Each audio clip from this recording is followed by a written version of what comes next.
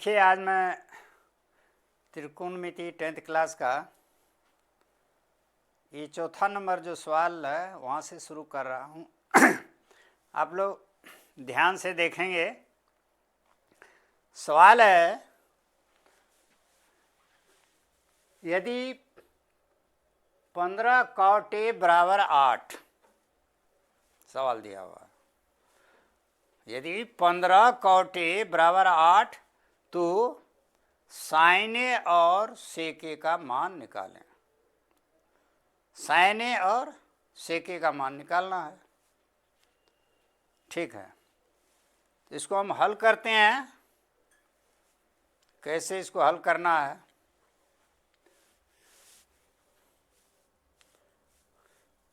तो यहाँ 4 का ये हल है।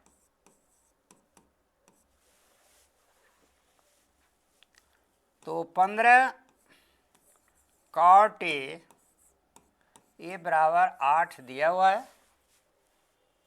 ये 15 cot a बराबर 8, तो हम cot a बराबर क्या लिख सकते हैं? 8/15। क्यों? ये समीकरण का नियम। सबसे पहले मैं समीकरण क्या है उसी को समझाया था। ये वीडियो आप लोग देखे होंगे। तो जो इधर गुना होता है, किसी साइड भी गुना होता है तो दूसरा साइड जाकर भाग हो जाता है। तो 15 इधर गुना है कोट में, तो ये 15 यहाँ आकर के भाग हो गया। अब चलिए, हम जानते हैं cot a बराबर होता है आधार बटे लंब। तो यहाँ आधार हो गया कितना? आधार हो गया 8 और ये लंब हो गया 15।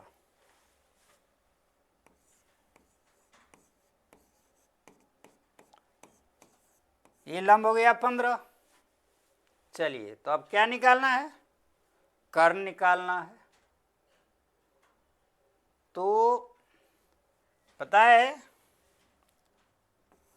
कर्ण बराबर होता है रूट अंडर, कर्ण बराबर क्या होता है? रूट अंडर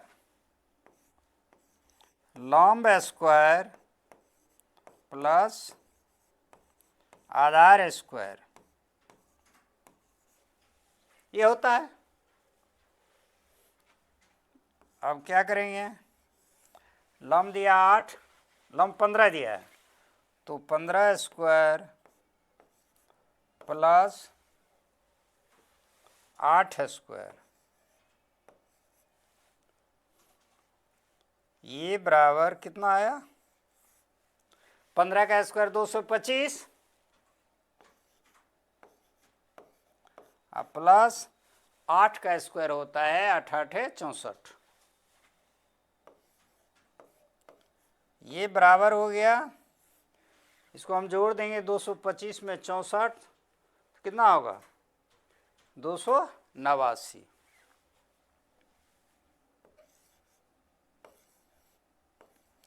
और 289 का वर्गमूल क्या होता है? 17, तो ये 17 हुआ। चलिए, तो ये कर्ण निकल गया 17। ठीक है, हमको निकालना क्या है? sin a और sec a का मान निकालना है। तो हमें मालूम है sin a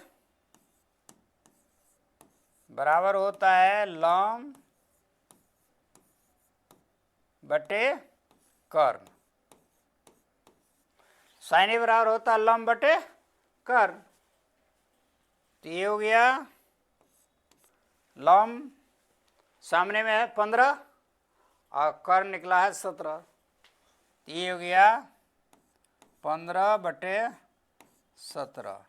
ये साइन ए का आंसर हो गया। इसी तरह से सेके है, इस तरह क्या है, सेके है, तो सेके बराबर हो गया,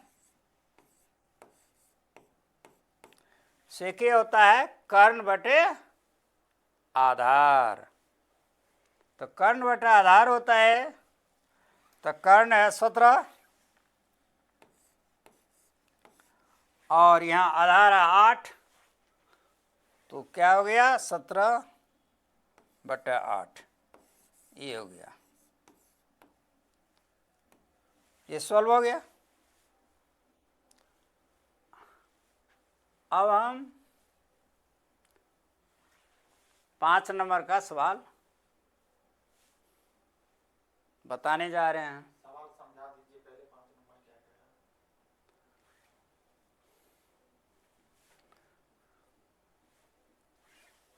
5 नंबर सवाल समझा दीजिए पहले।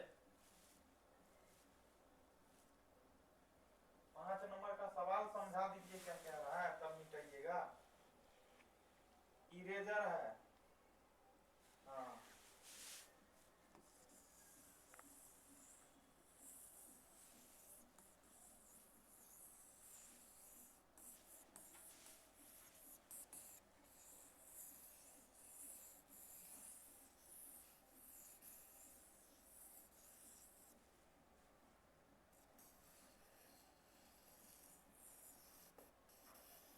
कुछ बोलबो कीजिए, इसे बंद मत रहिए। राइट अच्छा, कीजिए, राइट राइट। सवाल को पढ़ के बता दीजिए एक बार क्या कह रहा है 5 नंबर। आप 5 नंबर सवाल है,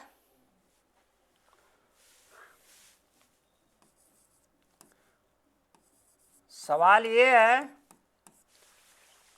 सेक थीटा बराबर 13/12 दिया हुआ है, तो अन्य त्रिकोणमितीय अनुपात ज्ञात करना है।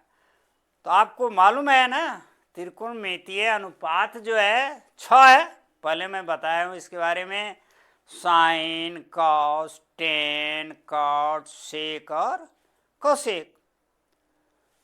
तो इसका मतलब अगर ये सेक दिया है तो अन्य बाकी 5 बचा, तो 5 जो बचा वही निकालना है हमको, लेकिन सेक तो दिया हुआ है, इसी आधार पर निकालेंगे। तो सेक ए बराबर 13/12 ये दिया हुआ है, तो यहाँ आधार कर्ण हो गया 13, आधार हो गया 12, तो हम कर्ण और आधार दिया हुआ है तो हम लंब निकाल लेंगे। लंब बराबर हो गया √अंडर कर्ण स्क्वायर माइनस आधार स्क्वायर, ये फार्मूला है, आप सब जानते हैं ये फार्मूला है। तो कर्ण 13 है, 13 का स्क्वायर हो गया माइनस 12 का स्क्वायर हो गया, बराबर कितना हो गया, 13 का स्क्वायर 169 हो गया, 169 माइनस 12 का स्क्वायर 144 हुआ, 169 में से 144 माइनस हो गया 25 हुआ,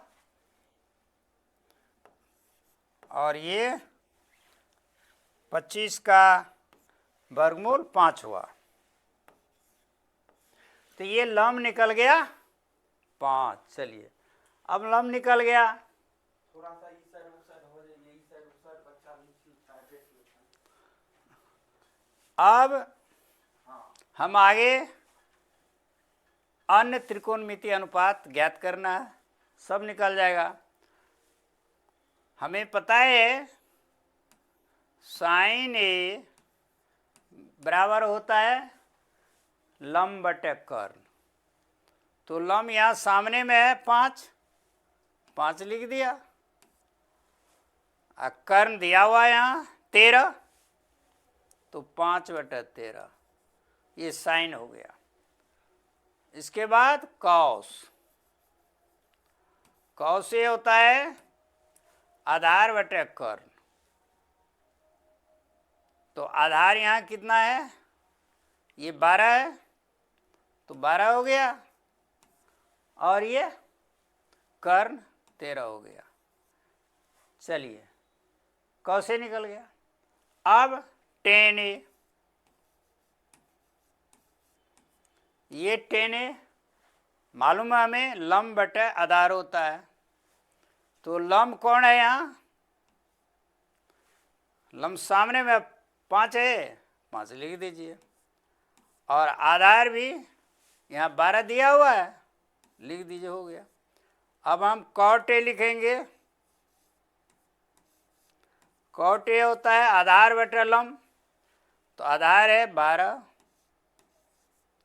और लंब है 5। अब बच गया कौन, कौशिक, चूंकि सेक दिया हुआ है। अब कौशिक बराबर हो गया, कौशिक बराबर क्या होता है, कर्ण बटे लंब।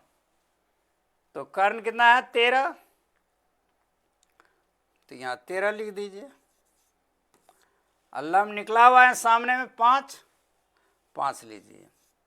यही अन्य त्रिकोणमितीय अनुपात का मतलब, इसको छोड़ करके 5 है, 5 का निकल गया, ये मांग रहा है।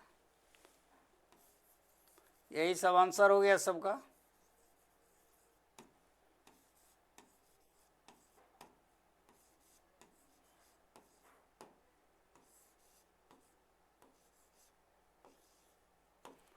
ठीक है, अब थोड़ा सा इस साइड से समझें। अब जो है हम अगला सवाल नेक्स्ट बताने जा रहे हैं। छठा सवाल है, तो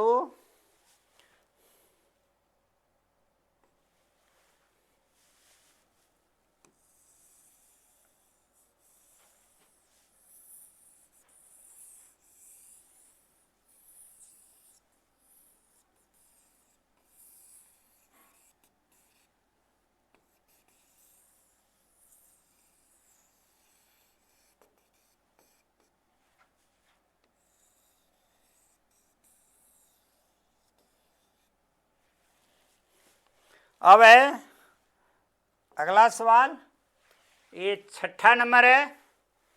ये छठा सवाल है, यदि कोण ए और कोण बी न्यूनकोण हो।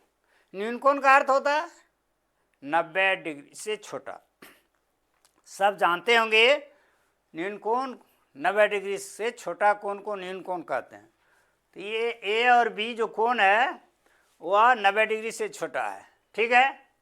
और जहाँ दिया हुआ है cos A बराबर cos B, ये दिया हुआ है cos A बराबर cos B, ये सवाल दिया हुआ है। तो दिखाइए, दिखाइए मतलब प्रूव दैट, सो दैट होता है English, so that, prove that, सिद्ध कीजिए, यही होता है इसका मीनिंग। तो हमको सिद्ध करना है, प्रूव करना है, दिखाना है। क्या दिखाना है, कोण A बराबर कोण B, यहाँ दिया हुआ है, दिखाना है, प्रूव करना है कोण A बराबर कोण B। तो अब देखिए इसको हम कैसे इसको प्रूव करते हैं। तो सबसे पहले हम समकोण लेते हैं, इसमें एक ट्रायंगल बनाते हैं। ये ट्रायंगल है, इसका नामकरण करते हैं ए बी। चूंकि बी यहाँ न्यूनकोण दिया हुआ है, इसलिए हमको यहाँ बी लिखना है, ठीक है। तो ये न्यूनकोण है, कोण ए है, 90 से छोटा है, चूंकि ये 90 डिग्री है, ये 90 डिग्री है। चलिए, तो ये 90 डिग्री है और ये भी न्यूनकोण है, 90 से छोटा है। यहाँ कोण ए भी 90 से छोटा है, कोण बी भी 90 से छोटा है, न्यूनकोण है, प्रश्न में दिया हुआ है, ठीक है। और ये 90 डिग्री जो कोण है इसको हम लिख दिए हैं P, ठीक है। तो P है, तो इसको प्रूव करना है कोण A जो है कोण B के बराबर है, कोण A कोण B के बराबर है। तो इसके लिए देखिए ये कब संभव होगा। आप लोगों को ज्योमेट्री मालूम है, रेखागणित मालूम है। रेखागणित अगर ज्योमेट्री पढ़े हैं तो 9th क्लास के थ्योरम में आप पढ़े होंगे, ऐसा दिया हुआ है किसी भी ट्रायंगल यानी त्रिभुज, किसी भी त्रिभुज में अगर दो भुजा बराबर हो, समकोण त्रिभुज में अगर दो भुजा बराबर हो तब क्या होगा, अन्य दो कोण जो है बराबर होगा। बराबर भुजाओं के सम्मुख कोण मान सामने का कोण। तो आप देख रहे हैं ए बी के सामने का कोण कौन है, बी है। सामने समझते हैं ना, ए बी जो है भुजा, जिसको इंग्लिश में साइड बोलते हैं, साइड, इसके सामने में ये बी कोण है और ये जो भुजा है पी बी, इसके सामने का कोण ए है, तो बराबर होता है, पता है। तो उसी थ्योरी के आधार पर इसको हम प्रूव करेंगे। तो देखिए सबसे पहले मान लीजिए हम लिखते हैं, इसमें कॉस ए बराबर कॉस बी दिया हुआ सामने में आपको, तो हम लिखते हैं हल कॉस ए बराबर, अब इस त्रिभुज में देखिए कॉस ए निकालने हैं, यहाँ पर ध्यान दीजिए ये कोण है ए, तो इसके लिए आधार है ए पी, आधार है बेस जिसको बताए हैं ए पी है, तो लिखेंगे ए पी अब बटे कर्ण, कर्ण तो नहीं बदलता है, कर्ण है ए बी, लिख दिया ए बी। चलिए ये लिख दिया, ठीक है। अब देखिए यहाँ मान लीजिए इसको हम समीकरण नंबर 1 देते हैं, इक्वेशन नंबर 1 दे दिया। अब यहाँ आइए, अब देखिए यहाँ क्या है, यहाँ है कोण बी है, तो यहाँ आपको कॉस बी भी निकालना है, तो क्या लिखेंगे,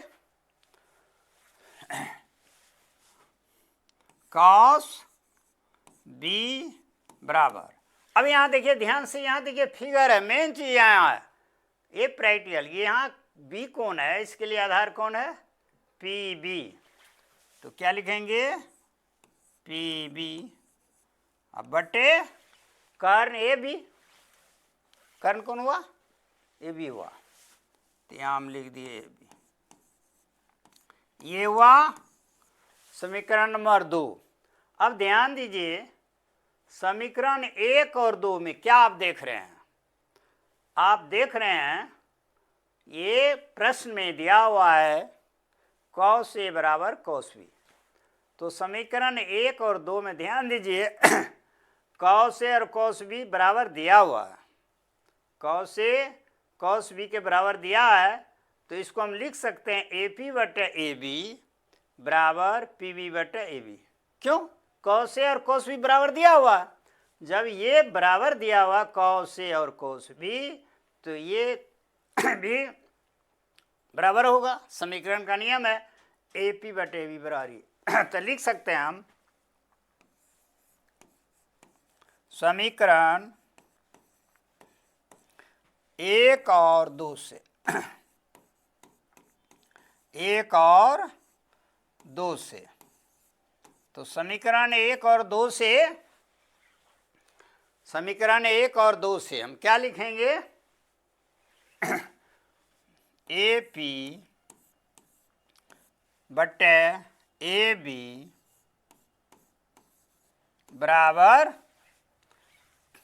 पी बी बटे ए बी। देखिए ये लिख दिए हम, यहाँ ये और ये बराबर होकर ये लिख दिया। अब यहाँ ध्यान दीजिए, सामने में देख रहे हैं यहाँ भी ए बी है, नीचे में यहाँ भी ए बी है, तो क्या होगा, ये ए बी और ए बी कट गया। अगर ए बी और ए बी कट गया तो क्या बचा, ए पी बराबर पी बी। इसलिए हम लिख सकते हैं ए पी बराबर पी बी।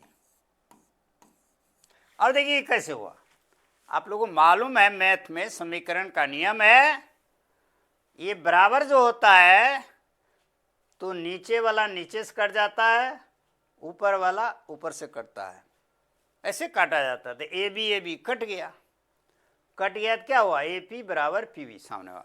अब चलिए अब देखिए चित्र पर ध्यान दीजिए, ट्रायंगल पर, त्रिभुज पर।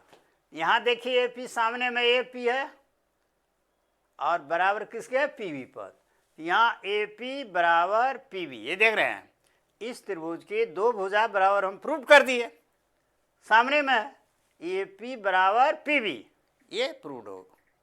तो जब ए पी बराबर पी वी यानी ये दो भुजा इसका बराबर हो गया, तो जब ये दो भुजा बराबर हुआ तो इसके सामने का कोण बराबर होगा। तो लिख सकते हैं इसलिए कोण ए बराबर कोण बी, कोण ए बराबर कोण बी। और इसका प्रूफ में हम लिख सकते हैं समान भुजाओं के सम्मुख कोण बराबर होते हैं। आपको पता है ये थ्योरम, मैं पहले बताया है, ज्योमेट्री से है। समान भुजाओं के सम्मुख कोण बराबर होते हैं।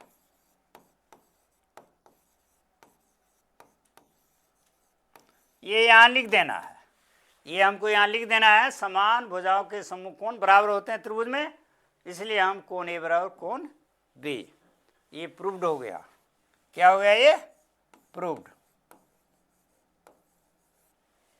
ये प्रूव्ड हो गया। फिर से समझा दीजिए एक बार।